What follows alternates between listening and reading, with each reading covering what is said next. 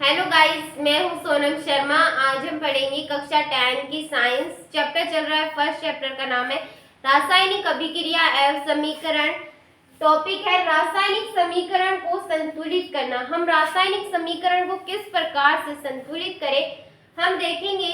तो यहाँ पे हमें एक असंतुलित रासायनिक समीकरण दिया गया है और हमें क्या करना है, इसे संतुलित करना है। तो हम इसे संतुलित कैसे करेंगे? हम इसे संतुलित करने के लिए हम इनका 7 चरणों का प्रयोग करके हम क्या करेंगे, इसे संतुलित करेंगे। पहले चरण में हम क्या करेंगे, चरण 1 में इस असंतुलित रासायनिक समीकरण को क्या कर देंगे, बॉक्स में बंद कर देंगे। तो इसे हम बंद कर देते हैं बॉक्स में। Fe प्लस H2O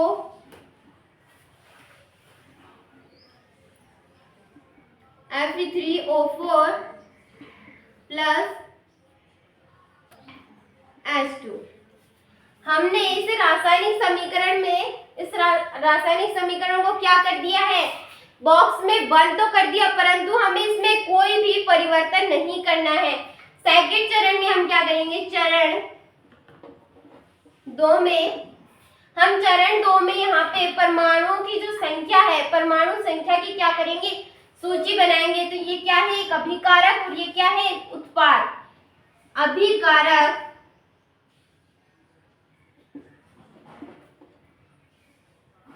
उत्पाद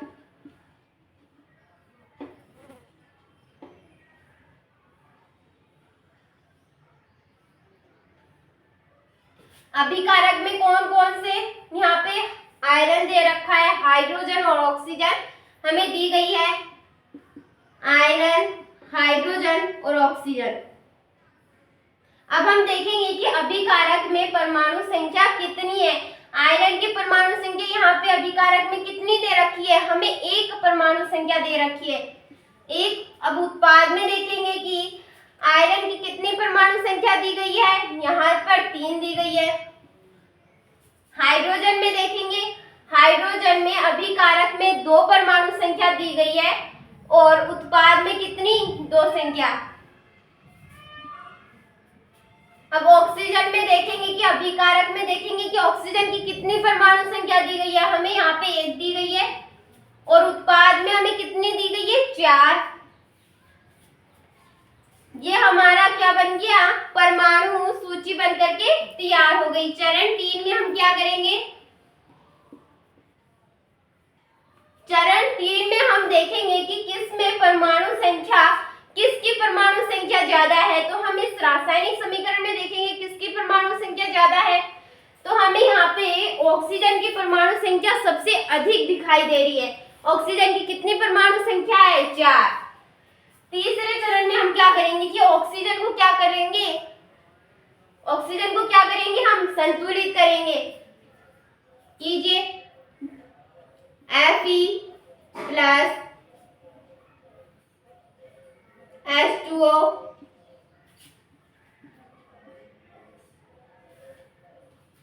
Fe3O4 प्लस H2। यहाँ पे हमें ऑक्सीजन की 4 परमाणु संख्या दी गई है उत्पाद में और अभिकारक में हमें कितनी संख्या दी गई है, ऑक्सीजन की 1। तो हमें ऑक्सीजन की कितनी संख्या यहाँ पे करनी है, परमाणु संख्या 4 करनी है। तो हम क्या करेंगे, यहाँ पे 4 लगा देंगे। तो यहाँ पे ऑक्सीजन की परमाणु संख्या कितनी हो जाएगी, 4। और यहाँ पे आप देखिए कि साथ में हाइड्रोजन भी है। क्या है साथ में, हाइड्रोजन। हाइड्रोजन की परमाणु संख्या यहाँ पे 2 दी गई है। हम 4 को 2 से गुणा करेंगे तो कितने होते हैं, 8। उत्पाद की तरफ चलेंगे तो हाइड्रोजन की परमाणु संख्या यहाँ पे 2 दी गई है और यहाँ पे हमें 8 हाइड्रोजन की परमाणु, जो हाइड्रोजन है उसकी परमाणु संख्या कितनी चाहिए, 8 चाहिए। तो चरण 4 में हम क्या करेंगे, चरण 4 में हम हाइड्रोजन को क्या करेंगे, संतुलित करेंगे। संतुलित कीजिए, Fe प्लस 4 H2O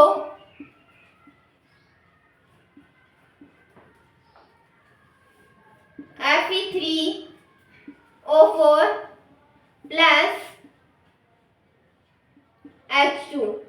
यहाँ पे हाइड्रोजन की 2 परमाणु संख्या है, तो यहाँ पे हाइड्रोजन की 8 परमाणु संख्या है, तो हम यहाँ पे 4 लगा सकते हैं। हाइड्रोजन की 2 परमाणु संख्या थी, पहले हमने 4 लगा दिया। 4 को हम 2 से गुणा करेंगे तो कितने होंगे? 8। तो यहाँ पे हाइड्रोजन की परमाणु संख्या कितनी आ गई? 8 आ गई। 5वें चरण में हम क्या करेंगे?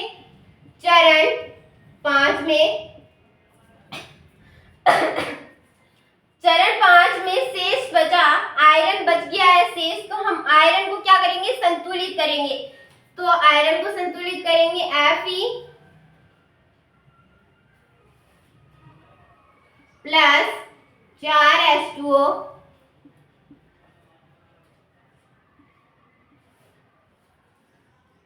Fe3O4 plus 4H2। यहाँ पे हमें आयरन की परमाणु संख्या कितनी दी गई है उत्पाद में? 3, और अभिकारक में कितनी दी गई है? 1। तो हम क्या करेंगे? यहाँ पे 3 लगा देंगे। आयरन की परमाणु संख्या कितनी हो गई? 3 हो गई। तो ये क्या हो गया? एक रासायनिक समीकरण अब संतुलित हो गया। 6वें चरण में हम देखेंगे, चरण 6 में अब हम देखेंगे कि चरण 6 में कि ये रासायनिक समीकरण अब क्या संतुलित है या नहीं है। हम इसकी क्या करेंगे? जांच करेंगे। 3Fe plus 4H2O Fe3O4 plus 4H2। देखिए हम इसे जांच कैसे करेंगे रासायनिक समीकरण को। हमें आयरन की परमाणु संख्या कितनी है? यहाँ पे 3। तो हम उत्पाद में देखेंगे कि आयरन की परमाणु संख्या कितनी दी गई है। आयरन की यहाँ पे भी परमाणु संख्या 3 है, तो यहाँ पे आयरन तो क्या हो गया? संतुलित हो चुका है। देखेंगे नेक्स्ट हाइड्रोजन की परमाणु संख्या देखेंगे कि अब कितनी है।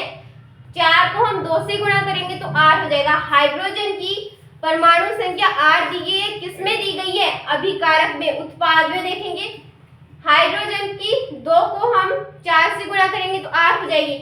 हाइड्रोजन की परमाणु संख्या कितनी हो गई? 8। तो यहाँ पे उत्पाद में भी क्या हो रहा है? हाइड्रोजन की 8 परमाणु संख्या, यानी कि हाइड्रोजन भी क्या हो गया?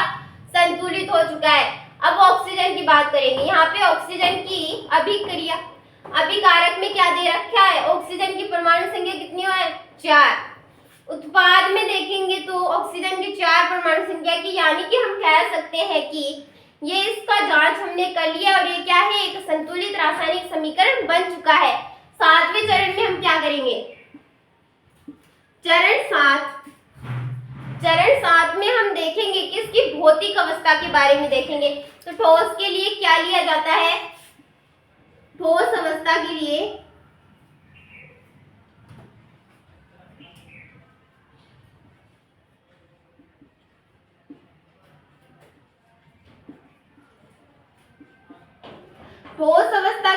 S का प्रयोग किया जाता है। दर अवस्था के लिए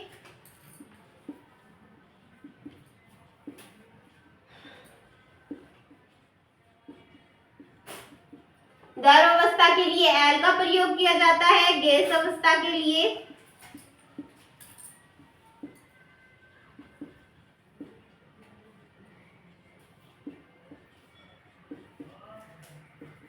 G का प्रयोग किया जाता है। जलीय अवस्था के लिए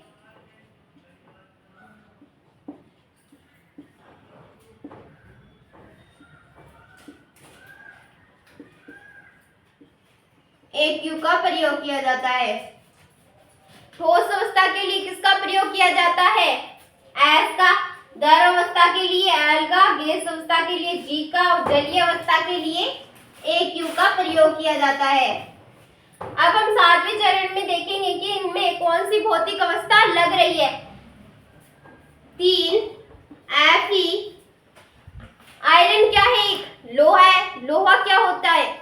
लोहा एक ठोस पदार्थ है, तो हम इस ठोस पदार्थ के लिए किसका प्रयोग करते हैं? ठोस के लिए S का प्रयोग करेंगे। S plus 4H2O। ये जल का सूत्र है। हम जल क्या है, एक द्रव है। द्रव के लिए हम किसका प्रयोग करेंगे, एल का। Fe3O4 क्या है, आयरन ऑक्साइड क्या है, एक ठोस पदार्थ है। तो हम इसके लिए किसका प्रयोग करेंगे, एस का प्रयोग। Plus 4H2O H2। हाइड्रोजन क्या है, एक गैस है। तो हम गैस के लिए किसका प्रयोग करते हैं, जी का प्रयोग करेंगे। और ये क्या हो गया, सातवां चरण भी कंप्लीट हो चुका है। तो हम क्या कहेंगे कि ये क्या हो चुका है, एक रासायनिक समीकरण संतुलित हो चुका है। अब हम क्या करेंगे कि इसी सारी विधि को क्या कहते हैं, हिट एंड ट्रायल। इस विधि को क्या कहते हैं, hit and trial Vidhi. Hit and trial, इसे क्या कहते हैं, हिट एंड ट्रायल विधि कहते हैं। ये हमारा रासायनिक समीकरण क्या हो चुका है, संतुलित हो चुका है। आई होप आपको मेरी वीडियो अच्छी लगी होगी। मेरी वीडियो को लाइक एंड सब्सक्राइब जरूर कीजिए। मिलते हैं नेक्स्ट वीडियो में।